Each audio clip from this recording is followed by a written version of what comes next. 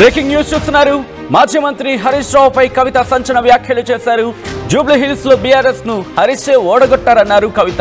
కొందరు ఇండిపెండెంట్లు వచ్చి అడిగితే మీ ఇష్టం ఎవరికైనా సపోర్ట్ ఇవ్వండి అంటూ కూడా చెప్పుకొచ్చారని చెప్పి కవిత అన్నారు. జూబ్లీ హిల్స్ బైపోల్లో అనేక కుట్రలు జరిగాయంటున్నారు కవిత. టైం వచ్చినప్పుడు అన్ని బయట పెడతా అంటున్నారు ఆమె. కేటీఆర్ ట్విట్టర్ వదిలే జనంలోకి రా అంటున్నారు కవిత.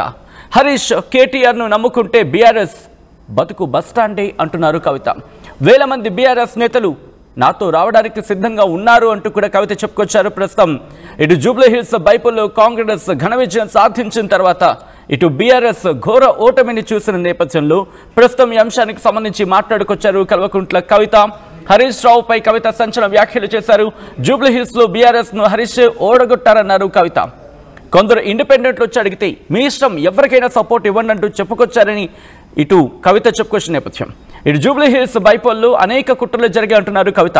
టైం వచ్చినప్పుడు అన్ని బయట పెడతా అంటున్నారు ఆమె. కేటీఆర్ ట్విట్టర్ వదిలే జనంలోకి రావాలంటున్నారు కవిత. హరీష్ కేటీఆర్ను నమ్ముకుంటే బీఆర్ఎస్ బతుకు బస్టాండే అంటున్నారు. ఈ నేపథ్యంలో కల్వకుంట్ల కవిత ఏమంటున్నారు ఆ తర్వాత ఇన్ డీటెయిల్గా మాట్లాడుకుందాం. ముందుగా కవిత ఏమంటున్నారో చూద్దాం. ఇప్పుడు రాష్ట్రంలో ఉన్న పరిస్థితులు మీరు చూస్తున్నారు. నిన్న జూబ్లీ హిల్స్ ఉప ఎన్నికలు వచ్చిన రిజల్ట్ మీరు చూసిండ్రు. ఏం జరిగింది? మొత్తం ఊర్లలో ప్రతి చోట ఎక్కడ పోతున్నా కాంగ్రెస్ వ్యతిరేకత ఉన్నది. అది మీకు కూడా తెలుసు.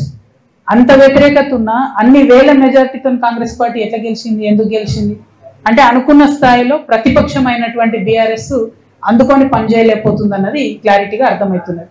అక్కడ వాళ్ళు సోషల్ మీడియాలో ఉద్యమాలు చేస్తున్నారు తప్పితే కిందకు వచ్చి ఎటువంటి ఉద్యమాలు చేస్తలేరు. ఇంకొకటి పేరుకు కృష్ణార్జునులు అని చెప్పుకొని ట్వీట్లు పెట్టుకొని వాళ్ళు ఒకళ్ళు జబ్బ ఒకళ్ళు జరుచుకుంటూ తప్పితే ఒకళ్ళు వీపు ఒకళ్ళు జరుచుకుంటూ తప్పితే పెద్దగా క్షేత్రస్థాయిలో పనిచేయలేదని అర్థమైంది. ఇలా చాలా కుట్రలు కూడా జరిగినాయి అనుకోండి జూబ్లీ హిల్స్ ఎన్నికలలో. అవి సమయం సందర్భం వస్తే తప్పకుండా అవి కూడా చెప్తాం. కాకపోతే ప్రతిపక్షాలు ప్రజల ఎక్స్పెక్టేషన్ మేరకు పనిచేసినట్టయితే రిజల్ట్ మంచిగా వేరే రకంగా ఉంటుండే జూబ్లీ హిల్స్. సో ఆ ఎక్స్పెక్టేషన్కి తగ్గట్టుగా వాళ్ళు పనిచేస్తలేరు. అక్కడే తెలంగాణ జాగృతి వచ్చి ప్రజల మధ్య నిలబడి ప్రశ్నించాల్సినటువంటి అవసరాన్ని గుర్తించినాం కాబట్టి ఇంత పెద్ద కార్యక్రమం తీసుకొని ప్రతి జిల్లాకు కూడా వెళ్ళి పనిచేస్తా ఉన్నాం. ఇప్పుడిప్పుడే తెలుస్తుంది కదా ఏళ్ల తరబడి చేసే మోసం అంటే. మీకు లేటెస్ట్ ఎగ్జాంపుల్ చెప్తాడు. నిన్న జూబ్లీ హిల్స్ ఎన్నికల్లో నేను ఒక మాట చెప్పిన, నాకు జూబ్లీ హిల్స్ ఎన్నికతో సంబంధం లేదు భయ్ అని చెప్పిన. సరే అయినా సరే ఒక 15 మంది ఇండిపెండెంట్లు వచ్చి నా దగ్గరికి అక్క ఇట్లా మేము విత్డ్రా చేసుకుంటాము ఎవరికి సపోర్ట్ చేయమంటారని అడిగారు. నేనన్నా నాకు సంబంధం లేదు భయ్ జూబ్లీ హిల్స్ ఎన్నిక, మీరు ఎవరి దగ్గరికి అన్నపోండి అని చెప్పి వాళ్ళు చక్క హరీష్ అన్న దగ్గర పోయారు. తర్వాత వాళ్ళు చెప్పిన ముచ్చండి నేను నాకు చక్క వాళ్ళు హరీష్ అన్న దగ్గర పోయారు. నేనంటే బీఆర్ఎస్ పార్టీ లేను, నేను ఏ పార్టీకి సపోర్ట్ చేయదలుచుకోలేదు కాబట్టి నేను దూరం ఉన్నా. హరీష్ రావు కూడా అదే ఆన్సర్ చెప్పారట, మీ ఇష్టం పోయి ఎవరికైనా వేసుకోరు అన్నారట. అంతకన్నా ముందేం చేసిరు హరీష్ రావు గారు అంటే బీఆర్ఎస్కి మోసం చేసినట్టే కదా. అంతకన్నా ముందేం చేసిరు హరీష్ రావు గారు ఎలక్షన్ పెట్టక ముందే ఇవ్వకి పలానా క్యాండిడేట్ని పెడితే మీకు సపోర్ట్ చేస్తా కాంగ్రెస్ కానీ చెప్పపిరట పైకి. వాళ్ళు వద్దన్నారట. అన్నాక ఈయన సైలెంట్ అయిపోయి. అంటే గమ్మత్ ఏముంటుంది హరీష్ రావు గారిది అంటే తెలియడానికి టైం పడుతుంది. ఎందుకంటే ఇవాళ వారి అన్ఫార్చునేట్ వారి తండ్రి గారు చనిపోయినారు. అయితే వారు లోపల ఉన్నారు ఇంట్లో. అక్కడి నుంచి కూడా ఎలక్షన్ అవుతున్న సమయంలో టెలికాన్ఫరెన్స్లు అవి పెట్టి మాట్లాడారు. అప్పుడు హరీష్ రావు గారి భజన పరులంతా ఏం బిల్డప్ ఇచ్చిరు, హరీష్ అన్న ఇంత కష్టంలో కూడా పార్టీ కోసం నిలబడి టెలికాన్ఫరెన్స్ పెడుతున్నారు అన్నారు. రిజల్ట్ ఉల్టాయే వరకు ఏం భజన మొదలుపెట్టింది నిన్నటి నుంచి. హరీష్ అన్న లేకపోయా, హరీష్ అన్న ఉంటే అసలు ఇక ఒక్క సీటు కానీ వేసి ఉంటే హరీష్ అన్న జూబ్లీ హిల్స్ గెలుచుతుంటే మన లెవెల్లో మళ్ళీ పెడుతున్నారు. అంటే వెంటనే తప్పించుకోవడం, అప్పటి వరకు మోసం చేయడం ఇది హరీష్ రావు గారి నైజం. సో ఇంటి దొంగని ఈశ్వరుడైనా పట్టలేడు అన్నట్టు చాలా టైం పట్టింది. ఏదో నాకు తెలిసింది కాబట్టి నేను గట్టిగా మాట్లాడుతున్నా కాబట్టి నన్ను బయట హరీష్. బట్ అక్కడ ఉన్న వాళ్ళు వారు ఆలోచన చేసుకోవాలి. At the same time Ramanna కూడా ఒక్క సభ కాగానే ఏదో మేమే సార్ను మోస్తున్నట్టుగా కార్టూన్ లేపించేసుకొని హరీష్ రావు గారు సార్ను మోసినట్టు ఒకసారి, రామన్న గారు సార్ను మోసినట్టు ఒకసారి ఎవరమే మేమంటారు. సార్ కింద బచ్చగల్లం అందరం బచ్చగల్లం ఉంటే బాగుంటుంది. ఇలా నన్ను బయటకు వారేసిండ్రు కాబట్టి నేను నెత్తి మీద బతుకమ్మ ఎత్తుకున్నట్టు నెత్తి మీద తెలంగాణ సమస్యలు ఎత్తుకుని తిరుగుతున్నాయి ఇలా. కాబట్టి నేను బలంగా మాట్లాడుతున్నాను. బట్ ఒక పార్టీలో ఒక సిస్టంలో ఉన్నప్పుడు నాయకుడు కోరుకున్న చేయాలి. మీరేం చేస్తున్నారు?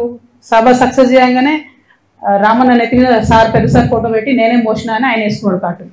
తెల్లారి ఈయనేం చేసిండు హరీష్ అన్న వి ప్రకాష్ లాంటి వాళ్ళని కొంతమందిని పెట్టుకొని అసలు హరీష్ లేకపోతే కేసీఆరే లేడు, హరీష్ లేకపోతే తెలంగాణ ఉద్యమమే లేదు. ఏంది ఇది అవసరమా? ఇప్పుడు ఇక్కడ పద్మదేవేందర్ రెడ్డి గారు ఉన్నారండి. వీరు 2009లో ఎక్కడ ఉన్నారండి? కేసీఆర్ గారి మీద నాకు గుర్తుంది 2 చేతులతోని దుమ్మెత్తి పోసి నా పార్టీని విడిచిపెట్టి వెళ్ళిపోయింది. ఆమె టికెట్ ఇవ్వకపోతే మేడం వెళ్ళిపోయినరా, మళ్ళా జర ఉద్యమం గట్టిగా ఈ సార్ దీక్ష చేయగానే ఎట్లొచ్చింది వాపస్?